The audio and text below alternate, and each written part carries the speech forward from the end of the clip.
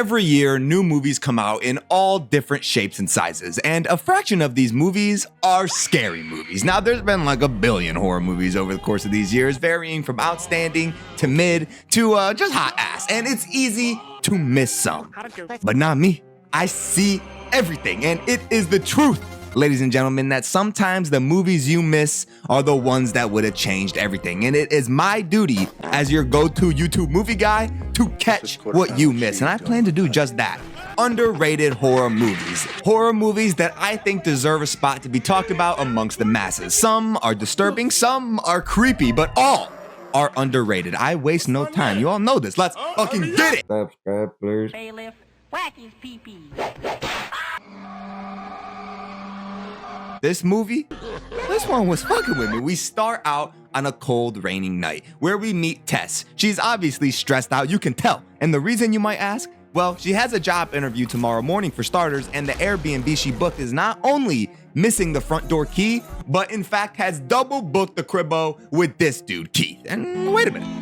What Pennywise doing over here? This is not it. Unfortunately, it seems like neither of them have the ability to find a new spot due to some medical convention in town. And I mean, I don't know about any of y'all, but there's just no way I could get any shut eye with some random individual in the next door room. That puny ass lock is not gonna help. I know how to be ninja now.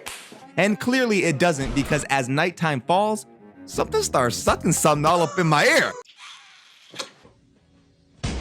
But it couldn't have been Pennywise. He's still asleep on the couch. Shit's not looking good, but it's just the beginning.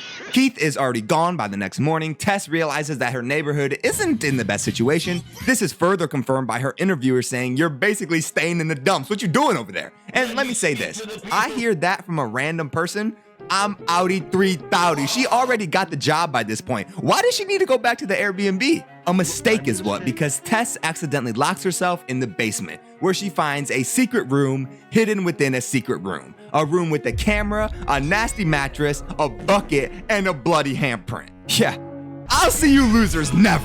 Keith comes back suspiciously on time, but I wouldn't even care. I'm not telling him about nothing. I'm not saying nothing. I'm in my car and I'm outie 10,000. But it's a horror movie, so, you know, dumbass number 1 goes to check it out first. Followed soon after by dumbass number 2 after dumbass number 1 stopped responding. Tess discovers that it's not just a secret room within a secret room, but in fact a secret room within a secret room within a labyrinth. We are traversing down the steps to the lair of doom, making all this noise for a dude we've known for less than 24 hours. Call me heartless, ice cold, I'm sorry. There is nothing that is making me go down these steps. We got gates and cages and Keith crawling on the floor talking about some Tess, we have to come this way. And just as Tess and Keith are arguing, a 6'5" naked lady, and I mean naked, bashes Keith's head in and war cries right in front of Tess' face.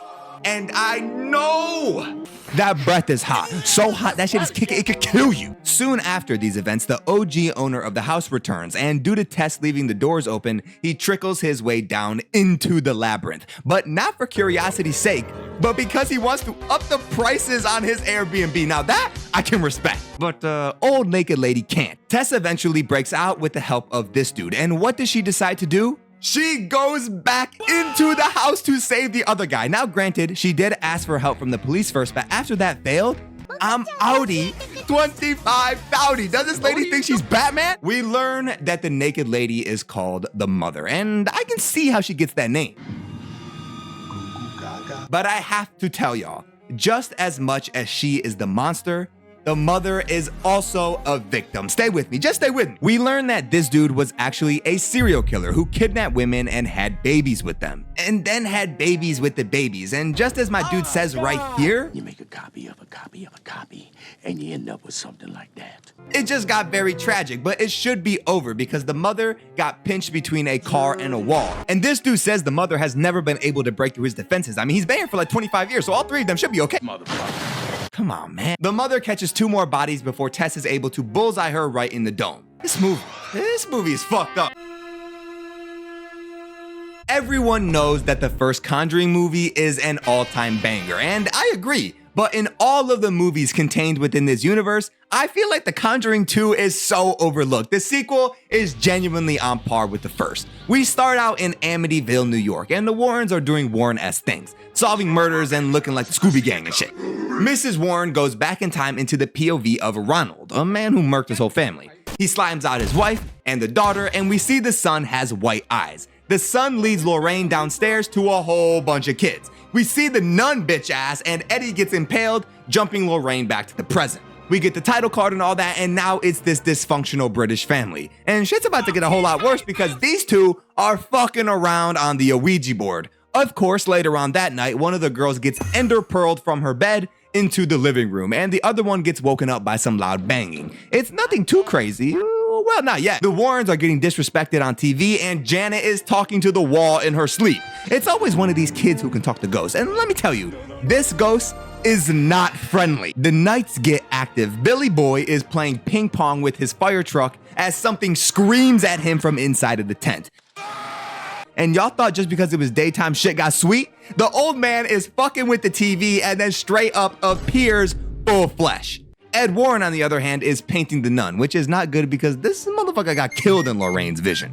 The pressure is still on, however, because these ghosts do not let up. And even though Janet tied herself to not sleepwalk, they just chuck her ass on the ground, rip off her sheet, and shake both of their beds. I mean, why are we still in the house? The mom spots the Ouija board and in turn doesn't believe them, but that doesn't last long. Get back to bed, the lot of you! But what the hell, boy? These ghosts have zero sorts of subtlety, I might add. It's very clear they don't want anyone in this house. The cops see it, the neighbors see it. Y'all just need to find a new spot. Lorraine continues to fight the nun within her own mind. And due to all the gossip around their home, it starts to attract some public attention. So much so that during one of these interviews, Janet just gets full-blown possessed. And I tried to be smart and say just leave the house, but that don't work. Billy Boy gets a visit from the crooked man while not being even in the house. And you know why? It be that Janet. She gotta go. She gotta get the fuck out of here. Finally, the news have reached the Warrens, and we need them. I ain't never seen a group of ghosts put this much belt to ass. The Warrens set up an interview with the old dude who basically says he's not going anywhere and he's not moving on to the afterlife either. Even though they both just witnessed what went down, Lorraine is unable to sense anything within the walls of this house. That's going to change really quickly once they realize Janet is on the ceiling and is trapped in the same room as the old dude. Somehow the Warrens still aren't 100% sure that this is a demon, but they decide to take a leap of faith anyways. Ed takes a trip with Peggy down to the flooded washroom, and I'm sure this is gonna go great. Of course, Peggy gets jawsed under the water, emerging with a bite mark and some nasty old dentures. Meanwhile, Johnny is fearing the knife man in the kitchen. And by the knife man, I mean the teleporting Janet. I mean, look at her. I feel bad for Janet, but we gotta prioritize people. She needs to get the fuck out of here. On the other hand, one of the skeptics did catch Janet doing a little fakeage in the kitchen, so no one really knows what's real or not. Due to this, the Warrens call it. Even though there was a bunch of other shit that went down, but Janet tells her siblings in secret that if she didn't make the Warrens leave, it would get very tragic. Luckily, Ed Warren figures out that if he plays both of the tape recorders at the same time, it reveals that the old man is actually being held hostage by another ghost. Oh, please, it won't let me go. And not just any ghost, the same ghost Lorraine saw in her visions. Lorraine tries to get some clues from the old man, but the nun pops out and straight yoinks his shit.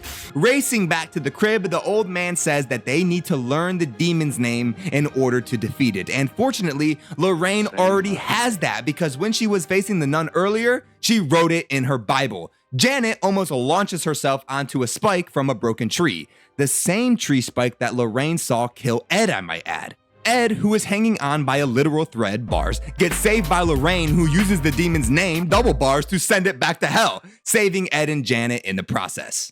Well, actually, just one more. I'm not usually a fan of horror movie reboots, and in most cases, they are pretty butt cheeks, but not Evil Dead Rise. This shit, very underrated. We start out in the woods where this lady is reading it up, and she's had it up to here with Drone Boy. She goes to check in on her sick friend in the cabin who's tweaking out on the bed chachino and reading the book she's reading word for word, even though she's staring at the wall. Jessica is no longer Jessica, and she obviously did not fuck with her friend's haircut. Jessica launches herself into the lake, catches another body, and we get this lit-ass title sequence. We cut to Beth in the bathroom doing a pregnancy test, and that cannot be sanitary, and it seems like Bethy is indeed pregnant. We are now watching a whole family doing a bunch of miscellaneous things like DJing some trash-ass beats, working on some tattoos, and cutting the heads off of baby dolls. We get a knock at the door, and Beth shows up, jump-scaring Ellie. Turns out these two are sisters, and both of them are kind of in a tight spot with one another. Elle's boyfriend left her and the kids, and Beth did not help, and I sense some animosity between them. But they are sisters, and they love each other. During this bonding moment, a massive earthquake strikes, creating cracks, holes, and revealing a secret entrance to an underground vault of this used-to-be bank. Danny starts stealing a bunch of vinyls and comes across a book. Now, why on planet Sheen would you take that book? It has teeth on the cover, only opens up after you bleed on it, and the pages all have awful things scribbled onto it. You see, this one here understands. I don't like this, Dan. You need to put it back right now. Danny is fucking up. The book gets opened and they read a few pages of the horrors of the Necronomicon before Bridget shuts that shit all the way down. Not listening to Bridget, Danny decides to listen to the vinyls he stole, not being able to understand anything until he plays it in reverse. The vinyl starts reciting the passages of the Necronomicon and basically damns the whole family to a night of torture, which starts right away, I might add. Say goodbye to your mama. You just got her killed and then unkilled, and now she's a deadite in the kitchen cooking eggs. This, ladies and gentlemen, is the face of someone who knows that they done messed up. Ellie convulses, dies again, wakes up again, boils alive, and now we're in uncharted territory because I don't know what the fuck is wrong with her. She starts biting people and stabbing people and transfers her deadite-ness to Bridget. As she's catching bodies in the hallway, they are able to lock her out while she's murking this family over here. But just because one deadite is in the hallway doesn't mean there isn't a deadite in the house. Bridget fully transforms, even though she didn't die, but she did get bit. So are deadites zombies or demons? I'll let you guys decide that. Let me know in the comments. Anyways, with Bridget a full deadite now, they all jump her, eventually stabbing her right in the mouth with this stake. But that doesn't really work, so fire it is. They fillet her ass and she seems to be down for the count. Beth is trying to get clues from the vinyls that Danny stole, but they basically say, We are so fucked. that you're kind of just fucked. Beth realizes this as Ellie is putting belt to booty. Danny kicks out and it's just Cassie and Beth left. They tried to leave, but all of the deadites that have been defeated actually weren't defeated, and they all pop their alt, joining together to merge into one singular deadite being with arms and legs and eyes. It's disgusting, really. Beth pulls out her inner Ash Williams using a chainsaw and a boomstick to launch this monstrosity into a wood chipper, and I don't think I can show you guys on YouTube, but believe me, it's wicked. Cassie and Beth head out, and the curse is transferred to the woman we saw at the beginning. I think Speak No Evil might be the most underrated horror movie in this video. We start out in Italy, where Professor X named Patty and his wife Sierra alongside their son Ant befriend this family, Luis, Ben, and their daughter Agnes. In their blossoming friendship, Professor X Patty decides to invite them to his farmhouse. And after some time and Benny Boy not getting the new job he was hoping for, the family decides it would be a good idea to get a weekend away and spend some time with some new friends. At first, it's a little awkward, but nothing too out of the ordinary. We learn that Ant has a condition that shortened his tongue, making him unable to speak. As the family spend more and more time together, something just seems a little off, making Luis pretty uncomfortable as Patty is overly touchy. Both Patty and Sierra are steadily getting more aggressive with Ant over little things, and the whole family is just a little fucking weird. But I digress. Patty and Sierra invite Ben and Luis out for a double date, leaving Ant and Agnes all alone with some random babysitter.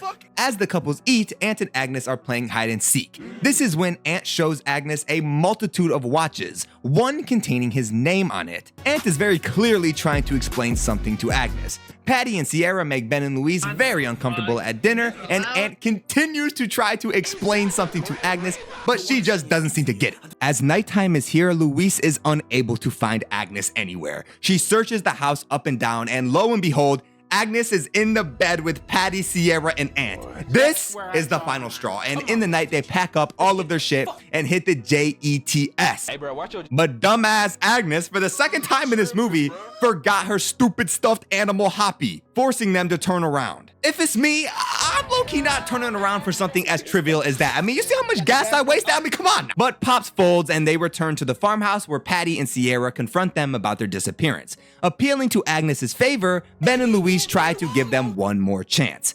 Aunt once again continues to pass Agnes letters in an attempt to speak, but she just doesn't get it. Bro, he just shoved that piece of paper into his mouth to avoid detection. How do you not realize that something is off? Anyways, things seem to be stabilizing until Patty once again starts to get aggressive with Aunt, throwing an entire block of cheese at my boy. This is the final straw for Louise, and she wants to go right now. But Benny boy is still fucking up and wants to give them another chance. Are you fucking stupid? This is when Aunt steals a key from Patty as he's passed out drunk.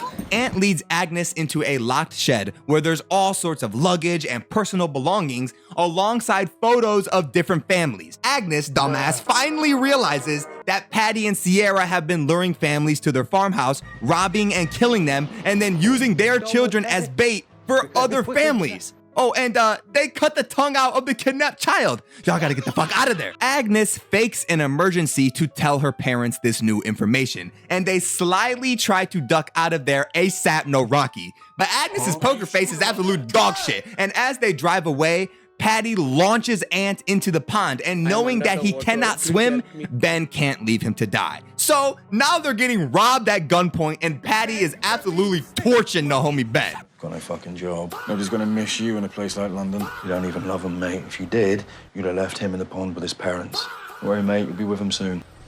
Luis is not going down without a fight and starts to put belt the ass on the both of them, allowing Ben, Agnes, Aunt, and herself to escape. Until Mike shows up and fucks everything up. It is now a 3v4, and the Daltons plus Aunt are brainstorming their next move. A game of hide and seek goes down, and Ben, who is fucking useless, gets ambushed by Mike, getting bailed out by Luis once again. Agnes gets the upper hand on Patty, injecting him with a tranquilizer. The Daltons were going to spare Patty for some reason, but my brody Aunt had some other plans. They all together drive off into the night, and Professor X was not playing in this movie. Overall, it feels good to dig deep and find the underrated gems of horror movies every now and then. I hope you enjoyed the video. Let me know in the comments what you think some underrated horror movies are and what else you'd like me to talk about. I'll see you guys in the next video.